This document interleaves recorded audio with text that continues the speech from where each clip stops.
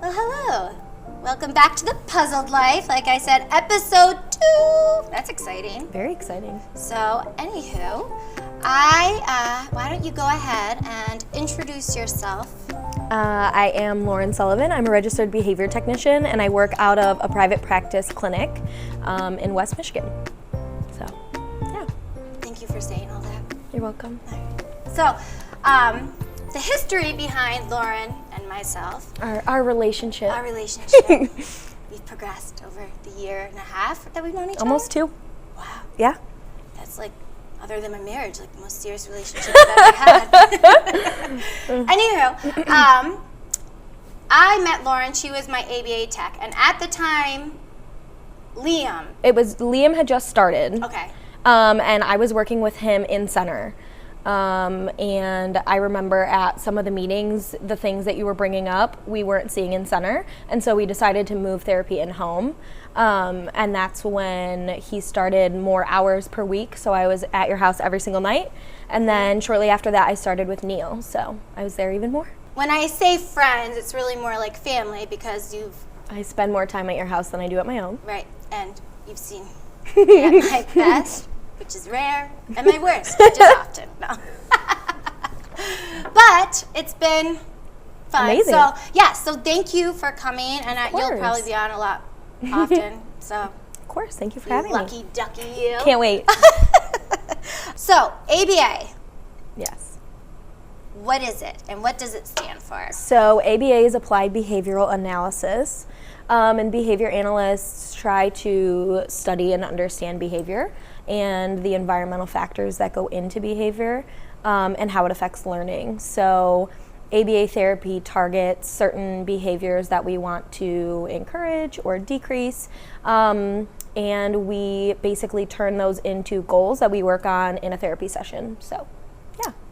So, back to me.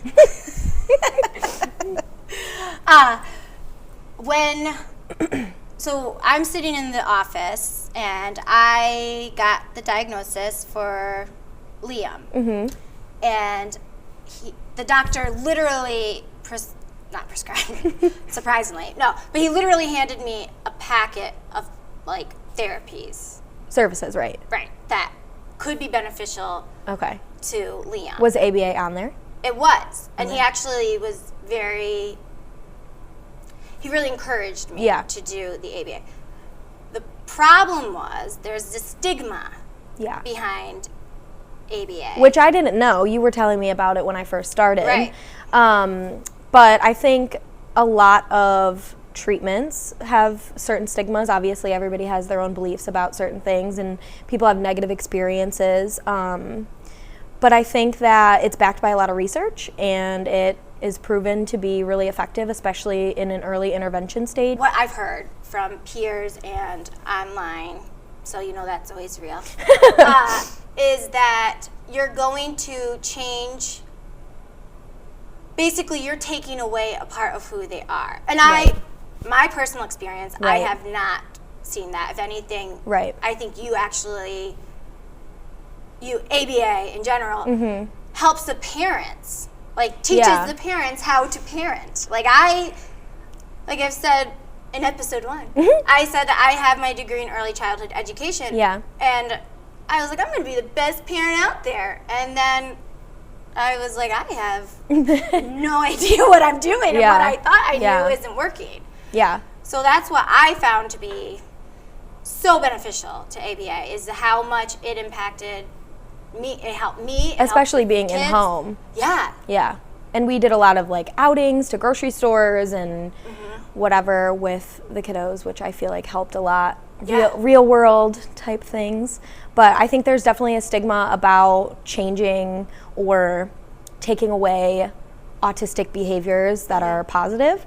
I've definitely heard that, but I think that the only behaviors, or I know that the only behaviors that we truly try to get rid of or decrease are behaviors that are either dangerous to themselves or others, or behaviors that inhibit their ability to like learn and function in society. So, for example, if they are engaging in self-injurious behavior or aggressive behavior towards others, or not looking both ways when we cross the street.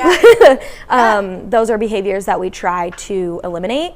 But really, the typical autistic behaviors that you think of, we just help them find a way to do it in a more conducive place and time. And so, yeah, we worked on that a lot with Neil, I know. Like, for example, especially with the running in the road. I mean, there's plenty of times where we would be out and about, and all of a sudden Liam would be like, I'm done, and take off. And there was no sense of like, stop. Right. Yeah. And that was one thing we had to work on, especially when he got upset and he got hurt, and he would not come to me and I wouldn't be able to like rock him. He would take off, and I was like the plague. He didn't even want to be near me. And he would just like run and we'd be like, where did you go? Right. And you helped me teach him, oh, this is a safe place. Right. And when you're really upset. Yeah, and my job is to understand why he's doing that, what function the behavior is playing. Right. So we now know that when Liam gets upset, he needs a second. He needs space. He needs his own time to calm down, and that's totally okay. That's not something that we wanted to take away. We just wanted to do it in a way that was safe. So we explained to him when we're at home or around the house, you go to your room. So we know where you are, and we know where to find you.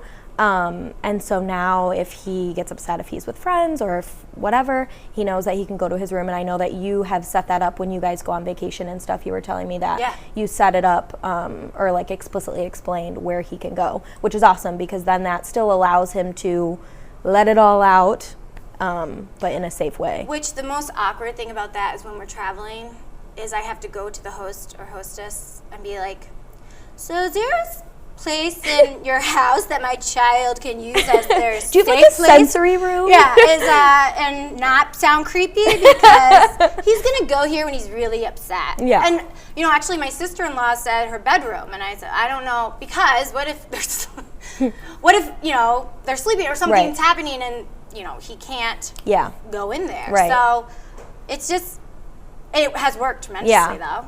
And I feel like in working with you has been funny because your two boys are so different. And Neil, when he gets upset, he gets more angry rather than sad. And so instead of hitting himself or others, we got him a big squishy, plushy stuffed animal. Right. And we just give it to him when he gets upset, and he squeezes it and punches it, and that's okay because it's something that he needs to do. Right. That's his way of regulating his emotions. Right. So, and that's okay. And he actually hits himself. Like he was. Yeah. Literally physically hitting himself, which is, I know that's not unheard of. It's not uncommon. No. Right. And it is probably the scariest thing that I've ever witnessed. Like, how do I get you to stop? So when they were able to teach him, hitting yourself is not the best option. Right. Option 2 would be, here's this huge stuffed animal that I let him, we went together, we picked it out, and he knows where it is. And he squeezes it, and so I guess those are behaviors that I want him to stop doing. Yeah. Because it's not safe to him. Right. And I think there's other behaviors that we have taught him to do in a more appropriate way. So he does verbal stimming. So he repeats, it's called echolalia. So he repeats shows, TV. We actually named it TV Talk for him to understand what it is. And that's totally okay. It's his way of regulating his body and regulating his emotions.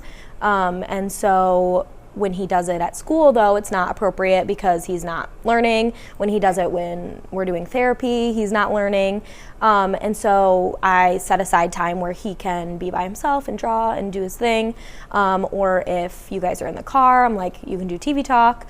But like if we're at the loves, by the way, when he does TV Talk. But if we're at the dinner table, we can just give a reminder, we're not going to do TV Talk right now. Right. And after a while, he understood. And So that's one of those behaviors that he can still do, but in a more appropriate way. Right. So that's what ABA is really, really good for. And it's great because it's so flexible, and it's because autism is on a spectrum, it works really well for all types of kids. I've worked with every type of kid that you could think of. Right. So the other thing I want to talk about, though, I will say one thing I have struggled with ABA is how many hours that you have to invest in. So, like, you were at my house 4 hours. 4 hours a night, For 5 days a week. 5 days a week. Yeah. That included the summer. And then at the time, I had 2-hour sessions with I had the BCBA where I would talk about caregiver training. And then on top of that, we would have team meetings. And so I feel ABA has been huge and beneficial, but it is time consuming. It is. But at the same time, it's kind of like you have to give or take. Like, what do you want for your family? Yeah. And I think that can be overwhelming for some people. And we talk about it in the world of psychology. They prescribe however many hours they think that you need. So my boss, my supervisor, assesses the kids that come in, and then he says, well, I think it would be beneficial to do 20 hours a week, 30 hours a week. Kids that are lower on the spectrum, especially younger kiddos, some parents are choosing to do ABA over school. So they're there 40 hours a week. But it's an investment. And if you do it when they're 2, 3, 4, 5 years old, you're going to have a lot better outcome when they're teenagers and older. So yeah, it definitely is an investment, but I mean, we've worked together for a year and a half, and it's like crazy improvement. It's like huge. Yeah. So. And I guess for me, what I found to be, like I said, the whole learning piece, but just Liam, before we started ABA, he wasn't really talking. It was, when he got upset, there was definitely no talking. We worked a lot on communication. Yes, and I remember one of my favorite memories is you guys would practice having conversations. And so Lauren and Liam and me were all at the kitchen table, and Liam's like, Mom, or no, he definitely did not sound that excited.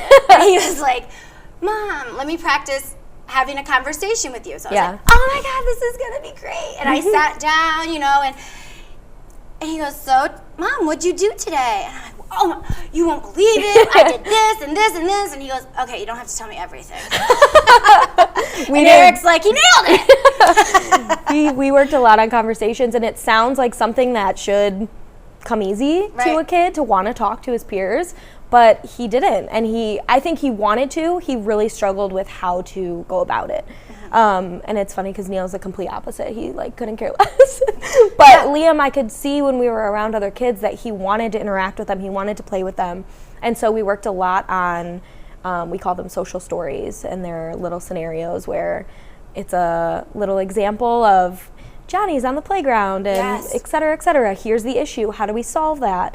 And so we spent a lot of time on that so he could understand those social situations better and have those conversations. But yeah, we worked a lot on dinner table talk. How was your day? It was good. How was yours? Just and even that reciprocal conversation. I get one sentence. I'm good. Just kidding. I'm over it. Okay, so the last thing I want to talk to you about is, this is going to shock you. I hate schedules. She does. I do. That's true. I do not like schedules. I like to just fly by the seat of my pants. I hate that saying, for the record. But I kind of just like to, oh, you want to do this? Yes, let's go right now. Yeah. Which I've learned literally everyone else in my family hates. So I had to learn how to. I made you buy a planner. I made you buy a planner. Yeah, you did buy me a planner. And then you taught me the importance of a schedule. Yeah. So do you want to talk about that a little bit? Yeah. Okay. Kids with autism need a lot of structure. It makes their life more predictable if they know what's coming next, and it kind of helps ease some of the anxiety that comes with being autistic. Right. And so drawing out how your day is going to look or how your morning is going to look or the steps. I mean, even for the session, we would have a 2-hour schedule laid out, so Neil knew exactly what was coming next.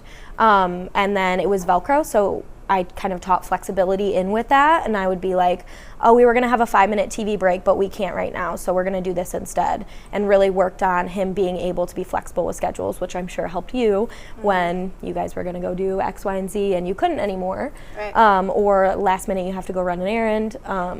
I know he's gotten a lot more flexible with that. Yes. So I think schedules help a ton. I think kids in general benefit from structure.